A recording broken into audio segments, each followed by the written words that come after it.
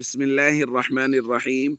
عن بعض أزواج النبي صلى الله عليه وسلم قالت: كان رسول الله صلى الله عليه وسلم يصوم 9 ذي الحجة.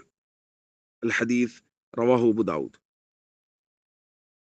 अज़वाज मुतहरात में से सैयदा हफ्सा रज़ी अल्लाह ताला अन्हा बयान फरमाती हैं कि नबी करीम सल्लल्लाहु अलैहि वसल्लम का मामूल मुबारक था कि आप ज़िलहज के 9 दिनों के रोज़े रखा करते थे।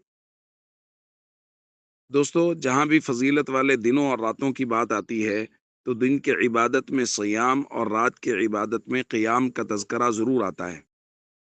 इसी तरह ज़िलहज के पहले 10 दिन ये चूँकि अफ़ज़लुल अय्याम हैं, फजीलत वाले दिनों में से बहुत अहमियत वाले दिन हैं, इसलिए इनके दिनों में रोज़ा और रातों में क़ियाम का तज़करा ज़रूर मिलता है।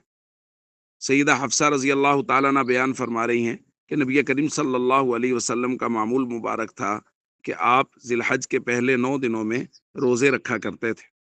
इसी तरह बाज़ दीगर रिवायात में, गो कि वो सनद के एतबार से कमज़ोर हैं, ज़िलहज के पहले 9 दिन के रोज़े को बहुत अहमियत से बयान किया गया है।